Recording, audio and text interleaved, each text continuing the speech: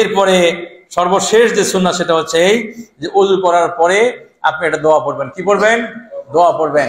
আল্লাহ রাসূল বলছেন যে যে ব্যক্তি ভালোভাবে ওযু করার পরে বলবে আশহাদু আল্লা ইলাহা ইল্লাল্লাহু ওয়াহদাহু লা শারীকা লাহু ওয়া আশহাদু আন্না মুহাম্মাদান আবদুহু ওয়া রাসূলুহু, যে ব্যক্তি এই দোয়া পড়বে আল্লাহ রাব্বুল আলামিন তার জন্য কি করে দেবেন?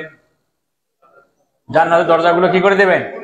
খুলে দিবেন। তাহলে এই দোয়া পড়তে কি খুব সময় বেশি লাগলো?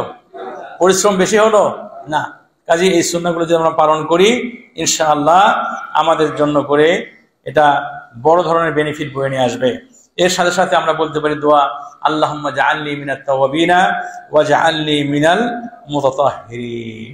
আল্লাহ রাব্বুল আলামিন আপনাদের আমাদের সকলকে আল্লাহ রাসূলের শিখানো অনুযায়ী ওযু করার তৌফিক দান করুন। আকুলু কওলি হাযা ওয়া আস্তাগফিরুল্লাহ লি ওয়া লাকুম ওয়া লিসাইরিল মুসলিমিন। সুবহান রাব্বিকা রাব্বিল ইজ্জাতি আম্মা ইয়াসিফুন ওয়া সালামুন আলাল মুরসালিন ওয়ালহামদুলিল্লাহি রাব্বিল আলামিন।